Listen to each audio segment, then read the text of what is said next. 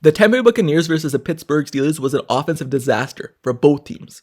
But this is the real reason why the Pittsburgh Steelers were absolute trash yesterday in week 2 of preseason. So, before I get more into that, however, make sure you subscribe to the channel and turn notifications for everything Pittsburgh Steelers news and updates. Also like this video. Now, let's get right into it. So, the Pittsburgh Steelers lost the game yesterday 17-14 to the Buccaneers, and the offense just could never get going. Even though Steelers had some of their players out on offense, like Aaron Rodgers, DK Metcalf, and some more, they still had a lot of first-teamers out there, like their offensive line, and obviously Mason Rudolph, who used to be a starter for the Steelers, and someone you're supposed to feel comfortable with. But no, the offense still was trash, because they had turnover after turnover, and it seemed as though they didn't know what they're doing out there, and it was completely different than their first game against the Jacksonville Jaguars. So, the Pittsburgh Steelers on the night threw 3 interceptions, and each of their quarterbacks threw at least 1. So you have Mason Rudolph, who went 3 for 5, 46 yards, 1 touchdown, 1 interception. And besides that drive, which was the third drive of the game where he put up that touchdown, the Steelers' offense was trash the rest of the time, because Skylar Thompson took over after Mason Rudolph, and even though he completed 10 out of 15 passes for 113 yards, he also threw an interception, 0 touchdowns. And then Logan Woodside, he took over, going 4 for 9, 45 yards, and also threw 1 interception. So the Steelers' quarterbacks just could never get going, and the offense in general just was not good. And even that 1 touchdown drive earned the game where the Steelers scored their first 7 points of the game. You may think it was a great drive, but Mason Rudolph completed 1 big pass over the middle of the field to Roman Wilson, and it was a big chunk yardage. And even though that was a great pass, a great catch, things like that, the next play was also a deep pass down the left sideline, which was a penalty, a pass interference, which got the Pittsburgh Steelers down to the 2-yard line. So in 2 plays, you're down to the 2-yard line. So it's not like they had a big drive going together where they're moving the ball greatly. They're getting chunk yardage after chunk yardage or small place after small place to build it up. No, it was just 2 big plays that got you to the touchdown. And to be honest, that flag wasn't even a flag, because the defense player, in my opinion, didn't even hook the arm. The arm was just placed in a bad position, and the refs were in a bad position, and they called it. And then the next play, or 2 plays later, Mason Rudolph gets a 2-yard touchdown. So that drive was a good in terms of scoring points, but in terms of what you want to see out of the offense, it was just average. And then also, the Steelers scored 7 more points, another touchdown. But what was that touchdown? It was a defense causing a turnover, which gave the Pittsburgh Steelers the ball basically in the red zone, and all they had to do is punch it in from short. So they didn't have to go to the field, and obviously it's great in terms of scoring points, but once again, the offense, that wasn't the cause of this. So the Pittsburgh Steelers offense in general, outside of those 2 drives, one which was a short field, they just couldn't get going. And looking at the run game, Caleb Johnson did put up 50 yards, but other than that, early on in the game, the Pittsburgh Steelers offensive line was struggling to create any hole, and the running backs were struggling to get any yardage, and that's not what you want. That's not what you want when your first team offensive line is out there. An offensive line you're supposed to rely on this season to create some things in the run game and the passing game. So you want the Steelers offense to get going, especially early on when your stars out there, but they just couldn't. The offense just could not run the ball early on. Later in the game, yeah, when it was second stringers versus second stringers, you see Caleb Johnson with a 14-yard burst. But other than that, the run game was non-existent. So, when looking at the interceptions outside of the Mason Rudolph I already talked about, where he made the wrong read through the double coverage to Roman Wilson, looking at other interceptions, you see the one where, once again, Skylar Thompson, he's throwing it into coverage and basically throwing exactly to the defensive back. It gets tipped up in the air, and then he intercepts it. So that's just a bad throw, a bad read.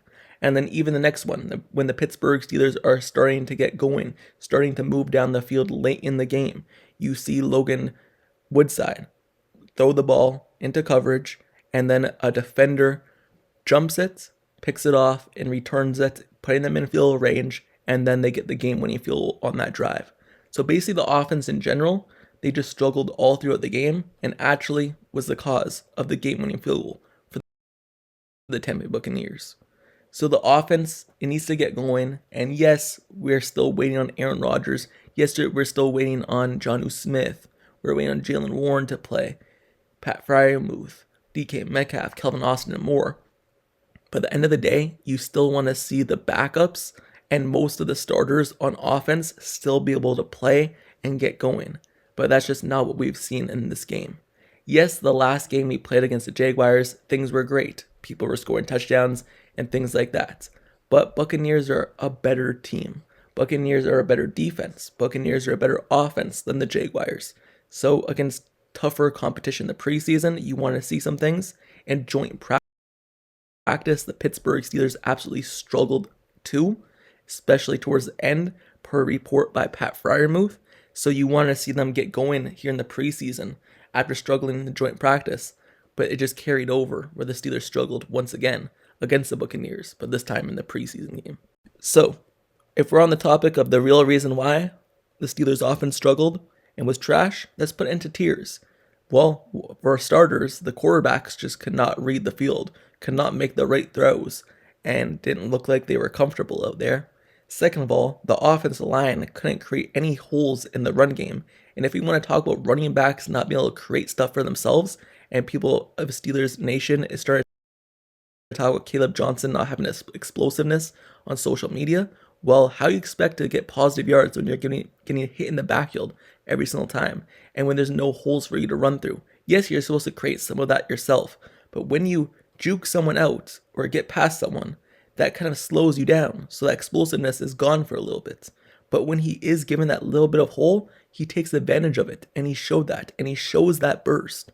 So Caleb Johnson's fine. The offensive line just needs to be better. So that's why number 2 is the offensive line. Number 3 in general is basically the offensive players on the team not be able to create separation on their routes. That's what you need. A quarterback needs a wide receiver or a tight end to create separation. But when you're not creating that separation, it's going to make all the throws that the quarterback throw covered into coverage. And then they're going to take some risks and the interceptions are going to happen. So that's basically the 3 things that the Pittsburgh Steelers struggled with in this week's game that they have to get better at by the time the regular season comes around. We know this defense is fine in terms of the Steelers being one of the top defenses in the NFL year after year. And this defense is supposed to be one of the better Steelers defenses after adding a lot of pieces this offseason. And we know the defense is fine in terms of this game that we just played because they held them to 17 points, created big fumbles, big plays, got the ball in position for the offense to score. So we know this defense is fine.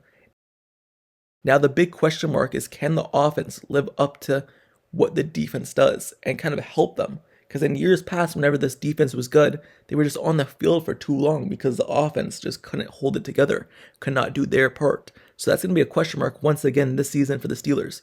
The defense is going to do what the defense does, but can the offense help the defense to give them rest, give them breaks, and help score points? When your defense is creating points for you as an offense, that's great, but you also want to be able to score on your own and be able to go the length of the field and put together drives.